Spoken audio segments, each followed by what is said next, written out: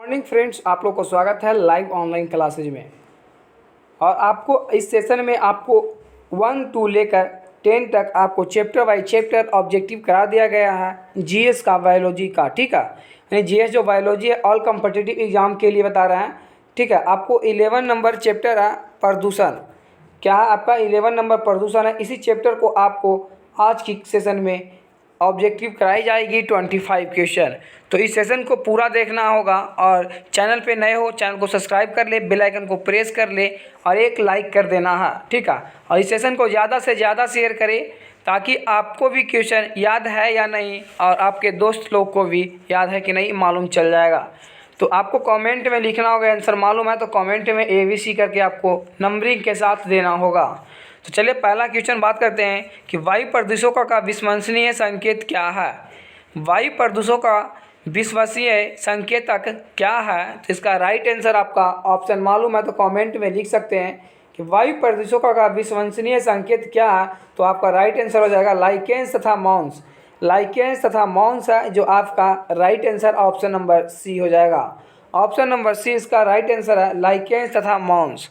आगे बात करते हैं क्वेश्चन नंबर 2 की ओर बात करते हैं। क्वेश्चन नंबर 2 में है आपका कि मोटर कार से उत्पन्न प्रदूषक जो मानसिक रोग पैदा करता है वो क्या कहलाता है। जो मोटरसाइकिल वगैरह कार वगैरह होते हैं उससे जो प्रदूषण निकलती है उसका मानसिक रोग पैदा करने के लिए क्या होता है। तो पीवी होता है। क्या होता है? पीवी। ऑप्शन नंबर सी इसका राइट आंसर हो जाएगा। ऑप्शन नंबर सी इसका राइट आंसर हो जाएगा, पीवी। आगे बात करते हैं क्वेश्चन नंबर 3 में बोल रहा है कार्बन मोनोऑक्साइड। कार्बन मोनोऑक्साइड एक प्रदूषक है क्योंकि यह हीमोग्लोबिन से सहयोग करती है। कार्बन मोनोऑक्साइड एक प्रदूषक है क्योंकि हीमोग्लोबिन से सहयोग करती है। ऑप्शन नंबर डी इसका राइट आंसर हो जाएगा। आगे बात करते हैं क्वेश्चन नंबर 4 में बोल रहा कि आपका कि मुख्य वायु प्रदूषक होता है। जो मुख्य वायु प्रदूषक होता है CO होता है, कार्बन डाइऑक्साइड CO होता है। ठीक है, ऑप्शन नंबर ए इसका करेक्ट आंसर है। क्वेश्चन नंबर 5 की ओर चलते हैं कि मुंबई और कोलकाता जैसे शहरों में प्रमुख वायु प्रदूषक क्या है। जो मुंबई है और कोलकाता है जैसे शहरों में वायु प्रदूषक क्या है। तो वायु प्रदूषक CO है एवं SO2 है। क्या है? CO और SO2 है। ऑप्शन नंबर ए इसका करेक्ट आंसर है। ऑप्शन नंबर ए इसका करेक्ट आंसर है कि CO एवं SO2। आपका क्वेश्चन नंबर 6 में बात करते हैं। 6 बात करने से पहले इस सेशन को ज़्यादा से ज़्यादा शेयर करें। आपको जल्द से जल्द इसको 100 सब्सक्राइबर पूरा करना होगा और उसके बाद आपको लाइव क्लासेज कराया जाएगा, यानी लाइव ऑनलाइन से ही आपको लाइव क्लास किया जाएगा। और करेंट अफेयर 50 क्वेश्चन से 30 क्वेश्चन कर दी जाएगी। और इस सेशन को ज़्यादा से ज़्यादा शेयर करें। निम्नलिखित में से कौन सा वायुमंडलीय प्रदूषक नहीं है। निम्नलिखित में से कौन सा वायुमंडलीय प्रदूषक नहीं है।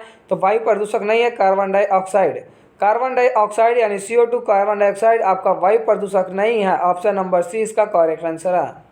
आगे बात करते हैं क्वेश्चन नंबर 7। क्वेश्चन नंबर 7 हरितगृह गैसें क्या कहलाने वाली गैस है। हरितगृह गैसें क्या कहलाने वाली गैस है। तो CFC CO2 CHNO2 कहलाने वाली गैस है। CFC। ठीक है, CFC CO2 आपका CHNO2 कहलाने वाली गैस है। ऑप्शन नंबर डी इसका करेक्ट आंसर है। आगे बात करते हैं क्वेश्चन नंबर 8। क्वेश्चन नंबर 8 में बोल रहा कि कौन सी गैस पृथ्वी पर हरितगृह प्रभाव में सर्वाधिक योगदान करती है। तो इसका राइट आंसर हो जाएगा carbon dioxide. Carbon dioxide. Option number C इसका कौन सी गैस जो पृथ्वी पर हरितगृह यानी जो हरे पौधे हैं प्रभाव में सर्वाधिक योगदान करती है। तो कार्बन डाइऑक्साइड योगदान देती है। कौन देती है? Carbon dioxide. Option number C इसका करेक्ट आंसर है। आगे बात करते हैं क्वेश्चन नंबर 9 में बोल रहा है मेट्रोपॉलिटन। ठीक है, मेट्रोपॉलिटन नगरों में प्रदूषक का प्रमुख स्रोत क्या है। मेट्रोपॉलिटन नगरों में प्रदूषक का स्रोत क्या है। तो आपका स्वतः चलित वाहन है। स्वतः चलित वाहन आपका option number C correct answer हो जाएगा। आगे बात करते हैं क्वेश्चन नंबर 10। क्वेश्चन नंबर 10 में बोल रहा है कि निम्नलिखित में से कौन सी गैस हीमोग्लोबिन से संयोग कर रक्त में एक विषैला पदार्थ बनाती है। निम्नलिखित में कौन सी गैस हीमोग्लोबिन से संयोग कर रक्त एवं विषैला पदार्थ बनाती है? तो आपका CO बनाती है। क्या बनाती है? CO, कार्बन डाइऑक्साइड बनाती है CO। आपका option number C option number हो जाएगा, इसका राइट आंसर हो जाएगा CO। आगे बात करते हैं क्वेश्चन नंबर 11 में बोल रहा है निम्नलिखित में से कौन सा जैव निम्न करणीय है। निम्नलिखित में से कौन सा जैव निम्न करणीय है, आपका पूछा हुआ क्वेश्चन है। UPPCS में 2014 में पूछा हुआ था। तो पॉलिस्टीन है या पॉलीथीन है या पारा या रबड़? तो इसका राइट आंसर हो जाएगा रबड़। ऑप्शन नंबर डी इसका करेक्ट आंसर हो जाएगा रबड़। आगे बात करते हैं क्वेश्चन नंबर 12। क्वेश्चन नंबर 12 में बोल रहा है निम्न प्रदूषकों में कौन सा जैव विघटित होता है। PRSSC में पूछा हुआ कि वाहित मल परिवर्तन क्या होता है? वाहित मल विघटित होता है। कौन सा जैव विघटित होता है? तो वाहित मल आपको जैव विवाहित होता है। ऑप्शन नंबर बी इसका करेक्ट आंसर है। आगे बात करते हैं क्वेश्चन नंबर 13। क्वेश्चन नंबर 13 में बोल रहा है कि निम्नलिखित में से किस वायु प्रदूषक के कारण मनुष्य में तंत्रिका तंत्र संबंधित रोग पैदा होता है। निम्नलिखित में कौन सा वायु प्रदूषक के कारण निम्नलिखित में तंत्रिका तंत्र संबंधी रोग पैदा उत्पन्न होता है? तो ऑप्शन नंबर सी इसका करेक्ट आंसर हो जाएगा। सी इसका करेक्ट आंसर होगा option number C. Option number C इसका करेक्ट आंसर है। ऑप्शन नंबर ए इसका करेक्ट आंसर है। क्वेश्चन बोल रहा था किस वायु प्रदूषक के कारण मनुष्य के तंत्रिका तंत्र संबंधित रोग पैदा होता है? तो शीशा के कारण पैदा होता है। ऑप्शन नंबर ए इसका करेक्ट आंसर है।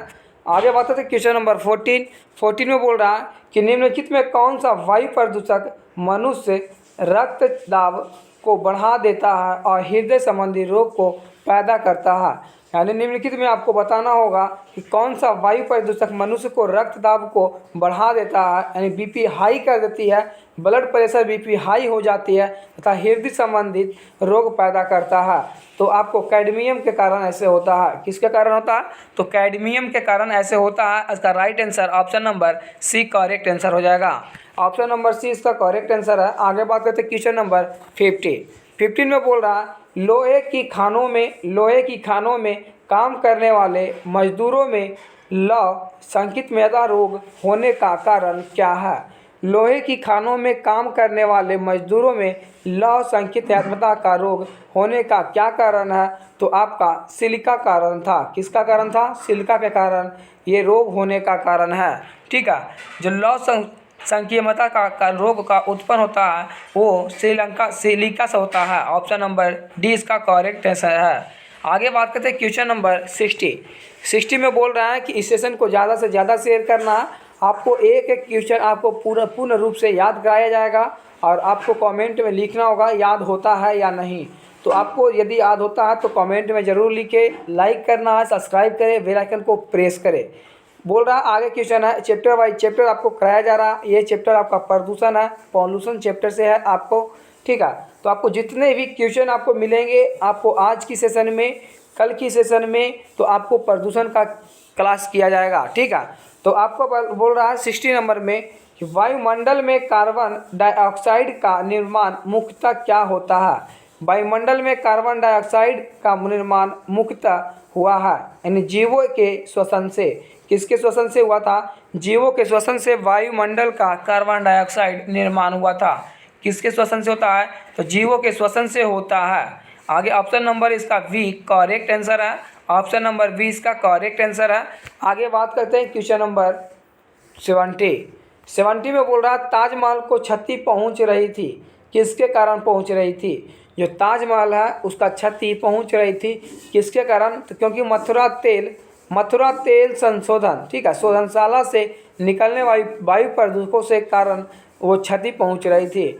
जो मथुरा में तेल शोधनशाला से निकलने वायु प्रदूषण से ये ताजमहल को क्षति पहुंच रही थी। ऑप्शन नंबर सी इसका करेक्ट आंसर है। ऑप्शन नंबर सी इसका करेक्ट आंसर है।